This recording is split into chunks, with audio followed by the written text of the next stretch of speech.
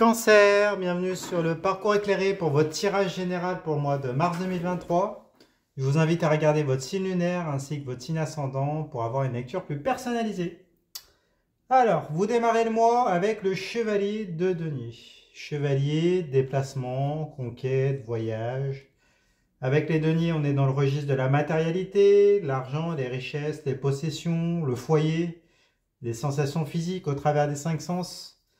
Alors, avec le chevalier de denier, qui est ici à l'envers, on nous parle, ça peut parler de déménagement. Déménagement contraint, d'investissement financier, mais du coup contraint ici. Ou en tout cas avec un... Voilà, elle est à l'envers, donc il y a un petit grain de sable dans les rouages. Donc c'est comme si c'était subi, comme si vous n'aviez pas le choix que de... soit de bouger, soit d'investir ailleurs. On va en savoir plus en regardant la carte suivante. Alors vous avez la grande prêtresse, arcane majeur, qui est retournée ici. Alors avec la grande prêtresse, ou la papesse, qui est à l'envers, on nous dit que quelque chose cloche. Quelque chose n'a pas évolué comme vous le souhaitiez. On nous parle de passivité, il ne se passe rien dans la matière. Il y a une certaine forme d'impatience de votre part. Peut-être de la manipulation du coup qui crée ce temps de latence. Bon, en tout cas, il y a quelque chose qui cloche dans vos ressentis ici. Rien ne semble évoluer dans la matière. Et du coup, ça s'éternise. Vous observez ce qui se passe, mais du coup, vous ne voyez pas d'avancée. Donc, c'est compliqué. C'est peut-être pour ça que vous bougez ou que vous investissez ailleurs. La carte de la papesse à l'envers, elle peut aussi nous dire que vous êtes dans une situation type amant-maîtresse. C'est possible. Peut-être que vous êtes la maîtresse d'une personne ou l'amant, d'accord? Mais du coup, vous commencez à vous impatienter, il ne se passe rien, donc c'est compliqué. Après, si c'est en rapport avec des investissements financiers, des collaborations matérielles, bah, peut-être que vous vous rendez compte que ça n'avance pas, donc vous décidez de changer, voilà, de, de modifier, d'investir ailleurs, en tout cas. Voilà. Bon, après, si c'est un rapport avec un foyer, avec une relation, bah, peut-être que vous sentez que ça n'avance pas comme vous le souhaitiez, comme vous le souhaitez. Peut-être que vous avez des projets, mais du coup, c'est en stand-by, donc du coup, il y a un sentiment d'insatisfaction. Vous subissez toute cette passivité et donc du coup bah, ça ne vous satisfait pas et puis vous choisissez de bouger. Peut-être déménager, partir du foyer, en tout cas vous décidez d'investir ailleurs. Bon, s'il s'agit d'une relation amant-maîtresse, bah, peut-être que pareil vous êtes insatisfait, insatisfaite et vous décidez de partir, de voir peut-être tout le potentiel qu'il peut y avoir ailleurs, toutes les opportunités. D'autres opportunités en tout cas. Bon, après si c'est un rapport avec la famille, euh, en dehors de la relation, pas avec la relation avec laquelle vous avez bâti la famille, mais euh, votre famille, bah, peut-être que il y avait des projets avec un membre de cette famille-là, mais que ça n'avance pas, et donc du coup, vous bougez, vous déménagez, en tout cas, vous vous éloignez semble-t-il, d'un membre de cette famille. Bon, on en saura plus. On va en savoir plus au milieu. Vous avez la 6 de coupe. Alors, 6, conquête, reconquête. Avec les coupes, c'est le réceptacle des émotions, les sentiments, l'amour, l'amitié, la fraternité. Donc, avec la 6 de coupe, on nous parle de conquête sentimentale. Ou de reconquête sentimentale. En tout cas, c'est un rapport avec les sentiments. Donc il peut s'agir d'une personne avec laquelle il y a un lien amoureux. C'est possible.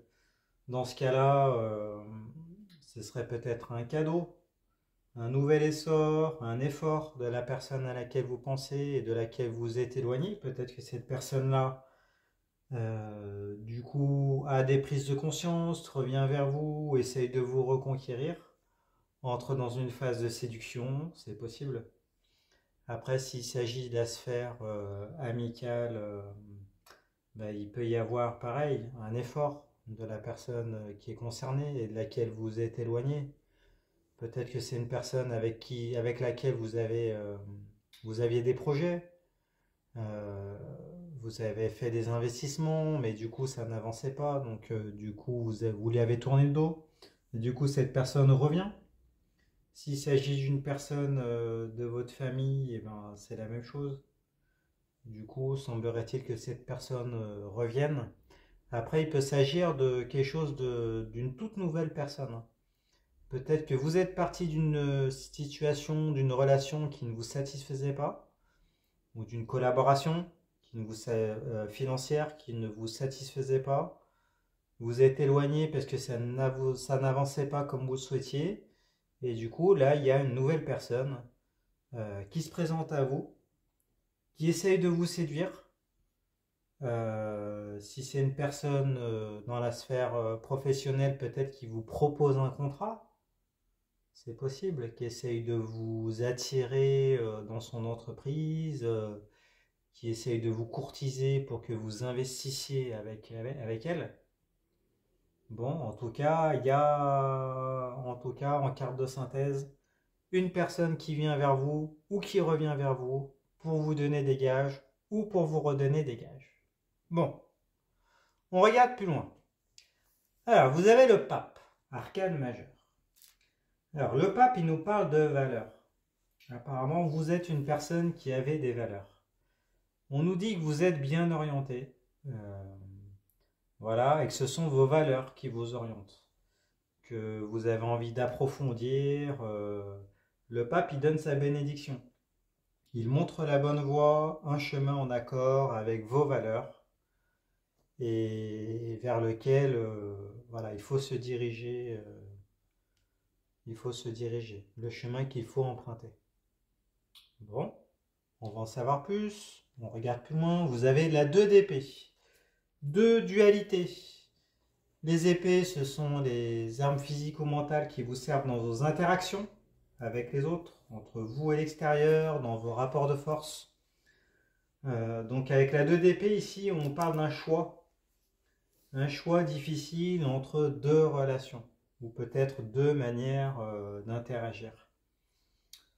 Dans le détail des illustrations, on voit une femme qui a les yeux bandés, qui tient 2 épées, une dans chaque main. Elle ne voit rien et semblerait-il qu'elle ne veut pas choisir, parce qu'il lui suffirait simplement d'enlever ce bandeau pour être en mesure de regarder l'une des 2 épées et de pouvoir faire un choix. On voit la lune qui interagit, qui agit sur les marées, les va-et-vient de la marée, ce qui symbolise l'indécision dans laquelle vous êtes plongé. Il y a 2 voies à prendre, semble-t-il que vous ne savez pas encore choisir ou que vous ne voulez pas choisir.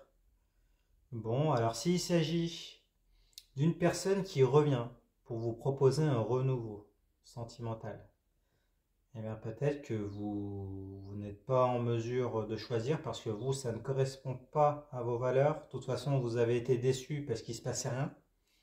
Donc peut-être le fait que de partir pour provoquer une réaction chez cette personne-là, bah vous, ça vous désole quelque part. Hein.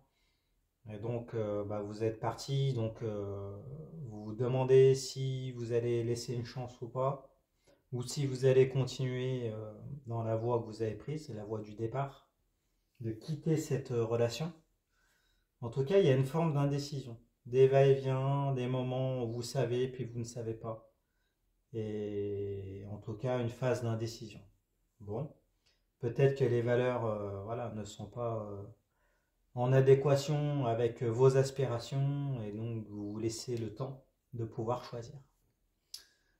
Alors, on regarde plus loin. Vous avez la carte du diable, arcane majeur, qui est à l'envers ici. Bon, vous avez beaucoup d'arcanes majeurs dans ce tirage. 1, 2, 3, 4. Vous avez 4 arcanes majeurs. Bon. Alors, le diable à l'envers, ici, nous parle de de possession, il nous parle d'envoûtement, euh, il nous parle de pulsion, d'excès, d'overdose, d'abus. Il peut nous parler de frustration, d'obsession, de violence, de cupidité, peut-être de problèmes d'argent. Alors recontextualiser, mais semble-t-il que la relation ou la famille que vous quittez, ou peut-être la collaboration matérielle que vous quittez, il y a ici un problème avec ça. Hein. Donc peut-être que le partenaire qui revient vers vous a des addictions, peut-être qu'il y a de la violence, peut-être qu'il y a des problèmes d'argent, peut-être que c'est quelqu'un qui a des pulsions, qui est peut-être impulsif, euh, qui a des addictions. Et donc du coup, ça peut constituer un frein pour son retour. Même si cette personne revient vous donner des gages, ça ne correspond pas à vos valeurs. Et donc du coup, vous posez la question de savoir si vous redonnez une chance, apparemment. Après, si c'est une personne qui n'a rien à voir avec ça, eh bien peut-être que cette personne-là qui vient vers vous pour vous courtiser, vous y êtes réceptif ou réceptive, mais peut-être que cette personne-là a des casseroles. C'est possible aussi. Bon, alors à voir, à voir. Dites-nous dans les commentaires à quoi ça correspond pour vous. Après, s'il s'agit d'une collaboration matérielle, eh bien peut-être il y a peut-être un lien avec l'argent, des problèmes d'argent. En tout cas, le projet qu'on vous propose, là, l'offre de collaboration qu'on vous propose n'a pas l'air assez stable. Peut-être qu'il y a beaucoup de force de conviction pour vous convaincre, mais après, les garanties matérielles ne sont peut-être pas présentes. C'est ce qu'on vous dit ici. Peut-être que ça correspond à vos passions. C'est quelque chose qui vous passionne, qui vous attire. Mais on vous dit attention à l'aspect financier, ici. Bon, attention aux pulsions. Ne cédez pas à vos pulsions. Regardez peut-être la réalité. Soyez pragmatique. Peut-être c'est ce qu'on vous dit ici. Bon, on regarde plus loin. Vous avez l'ermite. Arcane majeure. Qui est à l'endroit cette fois-ci. Bon. Alors l'ermite, elle nous parle d'une phase d'introspection. Elle nous parle d'un temps de recherche, d'une solution, d'un remède pour pouvoir guérir ce qui cloche. Voilà, une phase de mûrissement, voilà, qui est plutôt long. Hein. Ça peut être une phase thérapeutique, ça peut être une thérapie également. Hein. En tout cas, il y a l'idée que vous vous sentez seul. Vous avez peut-être besoin de vous retrouver seul avec vous-même pour pouvoir réfléchir et pour pouvoir prendre la bonne décision du DDP qui est là. Bon, en tout cas, il y a nécessité, mais vous le savez, qu'il va falloir prendre du recul pour réfléchir et pour pouvoir prendre la décision qui sera en accord avec vos valeurs représentées par le pape. Bon, c'est pas mal. Ça avance. Vous avez des prises de conscience en tout cas. Bon, on regarde plus loin. Vous avez la 5 d'épée. Alors, avec l'énergie du 5, on est dans une énergie de divergence. On est dans une énergie de trahison, dans une énergie de dispersion, d'abus. Avec les épées, c'est l'arme physique ou mentale qui vous sert dans vos interactions avec les autres, avec la personne à laquelle vous pensez. Donc avec la 5 d'épée, on nous parle de trahison. Ouais, on nous parle de trahison qui peut être apparente, qui peut être cachée. Ça peut être une forme d'hypocrisie. Si on regarde le détail de l'illustration, on voit deux alliés qui abandonnent leurs épées, qui tournent le dos désabusé à l'auteur de la trahison, qui a établi deux autres alliances qui sont représentées par les deux épées, les deux nouvelles épées qu'il tient dans la main. Alors peut-être que Vous avez le sentiment de trahir une personne. Vous êtes parti. Peut-être qu'en ne redonnant pas une nouvelle chance, vous avez peut-être l'impression de trahir cette personne-là. Peut-être que c'est cette personne-là qui vous a trahi. Et donc, du coup, vous ne savez pas si vous allez revenir vers elle. Vous cherchez des solutions, c'est pas en accord avec vos valeurs. Bon, avec le diable, vous vous rendez compte que cette personne-là est peut-être instable. Elle a des addictions, elle traîne des casseroles en tout cas. Donc peut-être que... Alors elle a l'endroit, donc semblerait-il que ce soit vous qui prenez l'initiative de nouer des nouvelles alliances ici. De, de prendre de nouvelles épées, de laisser tomber une épée, enfin des épées que vous aviez pour en saisir d'autres. Donc semble-t-il que voilà, vous serez en capacité de pouvoir enlever ce bandeau-là et de pouvoir choisir l'une des deux épées et de faire un choix difficile qui s'impose à vous. Bon. Alors s'il s'agit d'une nouvelle personne qui vient, bah, peut-être semble-t-il que vous allez vers cette nouvelle personne ou vers cette nouvelle collaboration, s'il s'agit d'une collaboration. C'est possible. Bon, on va regarder plus loin, on va en savoir plus. Vous avez le valet de bâton. Valet, opportunité, cadeau, nouvelles. Les bâtons, ce sont les flux énergétiques qui vous animent, qui se consument, la santé, la sexualité, vos désirs, vos motivations. Et par extension, il peut s'agir du travail aussi. Donc avec le valet de bâton qui est retourné, on nous dit que